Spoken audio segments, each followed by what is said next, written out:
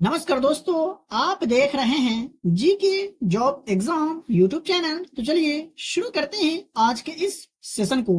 तो अगर आप किसी भी प्रतियोगी परीक्षा की तैयारी कर रहे हैं तो आपको अपने एग्जाम के पेपर में जीके और जीएस से संबंधित प्रश्न जो है यही बुक से मिलेंगे।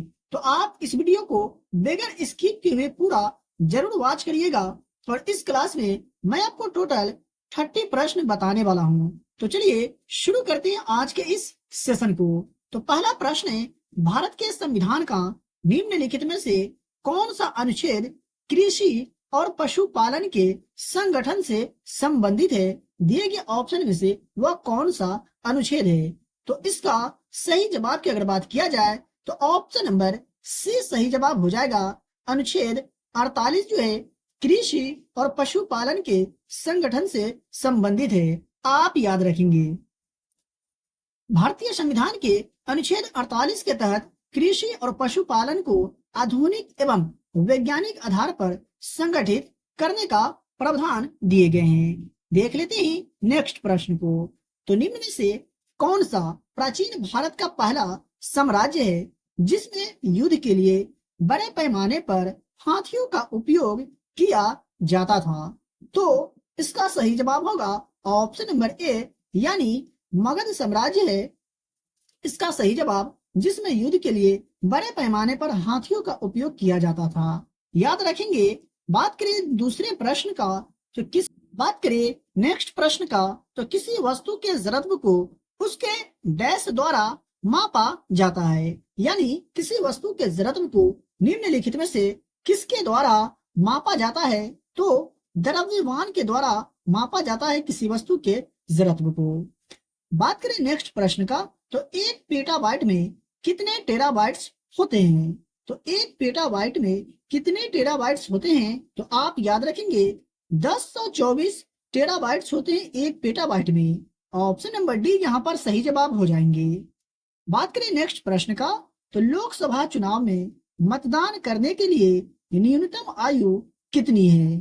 तो लोकसभा चुनाव में मतदान करने के लिए न्यूनतम आयु की अगर बात करें तो 18 वर्ष है। और 61वें संवैधानिक संशोधन अधिनियम के द्वारा 21 वर्ष को घटा करके 18 वर्ष कर दिया गया था। ये भी आप याद रखेंगे, एग्जाम में प्रश्न पूछ लिए जाते हैं। मेरे प्यारे साथियों, आप यहाँ तक आ गए और अभी तक वीडियो को लाइक नहीं किए तो वीडियो को लाइक करके चैनल पर अगर पहली बार आए या हमारा वीडियो आप तक पहली बार पहुंचा है तो चैनल को सब्सक्राइब करके बेल आइकन को प्रेस कर लीजिएगा ताकि वीडियो का नोटिफिकेशन सबसे पहले आप तक पहुंचे, क्योंकि यहाँ आपको मोस्ट VPI प्रश्न बताए जाते हैं, पढ़ाए जाते हैं और वैसे प्रश्न जो आपको अपने एग्जाम के पेपर में देखने को 110% देखने को जरूर मिलेंगे। 6 नंबर प्रश्न है, शरीर के ऊतकों में निम्न में से किस धातु के अधिक जमाव से सिडरोसिस होता है? यानी कौन से धातु के अधिक जमाव से सिडरोसिस होते हैं? तो आप याद रखिएगा लौह की जमाव से सिडरोसिस होते हैं। ऑप्शन नंबर ए सही जवाब हो जाएगा। देख लेते हैं नेक्स्ट प्रश्न को। तो 7 नंबर प्रश्न है, भद्रा वन्य जीव अभयारण्य किस राज्य में स्थित है? तो बात करिए भद्रा वन्य जीव अभयारण्य का तो यह भारत के कौन से राज्य में स्थित है? तो कर्नाटक राज्य में स्थित है। आप याद रखिएगा। देख लेते हैं दूसरे प्रश्न को। तो 8 नंबर प्रश्न है, दिल्ली स्थित कुतुब मीनार में कितनी मंजिलें हैं? दिल्ली में स्थित जो कुतुब मीनार है उसमें कितनी मंजिलें हैं? काफी बार यह प्रश्न एग्जाम में पूछे जा चुके हैं, तो आप याद रखिएगा 5 मंजिलें हैं। और कुतुबुद्दीन ऐबक ने कुतुब मीनार की नींव कब रखी थी? तो 1193 में। ये भी आप याद रखिएगा। 9 नंबर प्रश्न है, विश्व का तीसरा सबसे ऊंचा पर्वत कौन है जो भारत और नेपाल की सीमाओं को जोड़ता है? तो दुनिया का तीसरा सबसे ऊंचा पर्वत की अगर बात करें तो कंचनजंगा है जो भारत और नेपाल की सीमाओं को जोड़ता है। ऑप्शन नंबर डी यहाँ पर सही जवाब होगा। देख लेते हैं दूसरे प्रश्न को। तो मुरुगप्पा गोल्ड कप किस खेल से संबंधित है? मुरुगप्पा गोल्ड कप का जो संबंध है दिए गए ऑप्शन में से वो कौन सा खेल से संबंधित है? तो हॉकी खेल से संबंधित है। आपको कमेंट बॉक्स में कमेंट करके ये बताना है कि भारत का राष्ट्रीय खेल इस दिए गए चारों ऑप्शन में से कौन सा है। आप कमेंट बॉक्स में कमेंट करके जरूर बताइएगा। 11 नंबर प्रश्न है, भारत में समुद्री उत्पाद निर्यात विकास प्राधिकरण यानी MPEDA किस वर्ष स्थापित किया गया था? तो वर्ष 1972 में भारत में समुद्री उत्पाद निर्यात विकास प्राधिकरण स्थापित किए गए थे। ऑप्शन नंबर डी यहाँ पर सही जवाब हो जाएगा। बात करें नेक्स्ट प्रश्न का, तो कंदारिया महादेव मंदिर निम्न में से कहाँ स्थित है? कौन सा मंदिर कौन से राज्य में स्थित है या कौन से शहर में स्थित है? इस तरह से प्रश्न आपको अपने एग्जाम के पेपर में देखने को जरूर मिलेंगे, तो आप याद रखिएगा यह जो है खजुराहो में स्थित है कंदारिया महादेव मंदिर। 13 नंबर प्रश्न की अगर बात करें तो लोहित नदी डैश की एक सहायक नदी है। लोहित नदी जो है निम्न में से कौन सी नदी की सहायक नदी है? तो याद रखिएगा ये ब्रह्मपुत्र नदी की सहायक नदी है लोहित नदी। ऑप्शन नंबर डी सही जवाब हो जाएगा। देख लेते ही नेक्स्ट प्रश्न को, तो ब्रोमीन के संबंध में निम्न में से कौन सा कथन सही है? यानी कहने का मतलब ये हुआ कि ब्रोमीन के बारे में दिए गए ऑप्शन में से कौन सा कथन जो है सही कहा गया है? तो याद रखेंगे यह सामान्य तापमान पर एक द्रव होता है ब्रोमीन, याद रखिएगा। ऑप्शन नंबर सी सही जवाब होगा। देख लेते हैं दूसरे प्रश्न को, लेकिन उससे पहले अगर आपको किसी भी प्रश्न के उत्तर में या किसी भी प्रश्न में डाउट हो तो आप हमसे कमेंट बॉक्स में कमेंट करके पूछ सकते हैं। 15 नंबर प्रश्न है, भारत में मामलुक राजवंश का संस्थापक कौन था? हाँ, भारत में मामलुक राजवंश का संस्थापक दिए गए ऑप्शन में से कौन था? तो कुतुबुद्दीन ऐबक जो था ये भारत में मामलुक राजवंश का संस्थापक था, आप याद रखिएगा। 16 नंबर प्रश्न है, सिरकी जलप्रपात जो है ये किस राज्य में स्थित है? तो बात करें सिरकी जलप्रपात का, तो ये भारत के कौन से राज्य में स्थित है? तो भारत के अरुणाचल प्रदेश राज्य में स्थित है, याद रखिएगा। ऑप्शन नंबर सी सही जवाब होगा। देख लेते ही दूसरे प्रश्न को, तो 17 नंबर प्रश्न जो है काफी महत्वपूर्ण है क्योंकि एग्जाम में काफी बार पूछा जा चुका है। तो भारतीय संविधान के किस संशोधन द्वारा प्रस्तावना में समाजवादी और धर्मनिरपेक्ष शब्द जोड़े गए थे? तो वो कौन से संविधान संशोधन के द्वारा? तो संविधान का जो 42वां संविधान संशोधन हुआ अधिनियम 1976 के द्वारा प्रस्तावना में समाजवादी और धर्मनिरपेक्ष शब्द जोड़े गए थे, तो आप याद रखिएगा।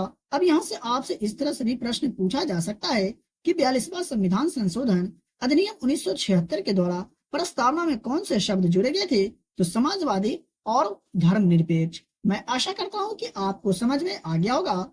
यहाँ पर ऑप्शन नंबर डी सही जवाब हो जाएगा आपका।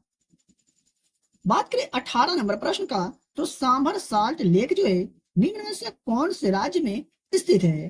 तो यह भारत के राजस्थान राज्य में स्थित है, याद रखिएगा। ऑप्शन नंबर सी आपका सही जवाब होगा।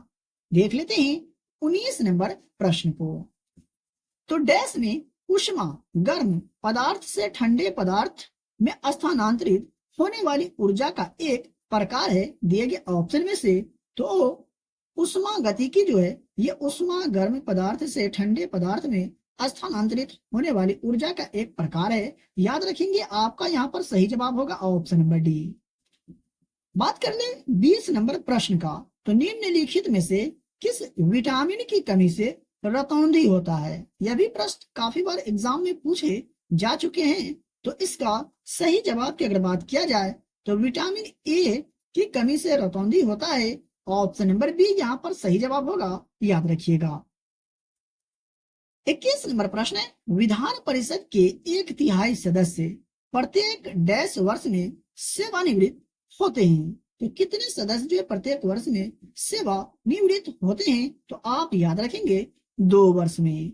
ऑप्शन नंबर बी यहाँ पर आपका सही जवाब होगा। देख लेते हैं नेक्स्ट प्रश्न को, तो निम्नलिखित में से किसका उपयोग जो है वाइन में फाइटिंग एजेंट के रूप में किया जाता है? निम्नलिखित में से किसका उपयोग?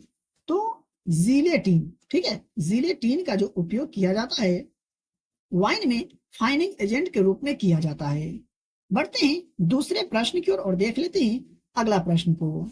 तो बात करें 23 नंबर प्रश्न का, तो गुरु शिखर पर्वत चोटी किसे पर्वत श्रृंखला पर स्थित है? गुरु शिखर पर्वत चोटी जो है कौन से पर्वत श्रृंखला पर स्थित है, यह आपसे पूछा जा रहा है। तो अरावली पर्वत श्रृंखला पर स्थित है, याद रखेंगे। ऑप्शन नंबर सी सही जवाब होगा।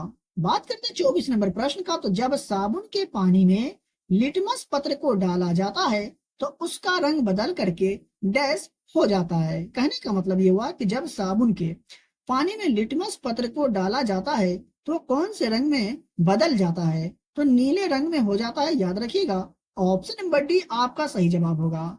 देख लेते ही अगले प्रश्न को।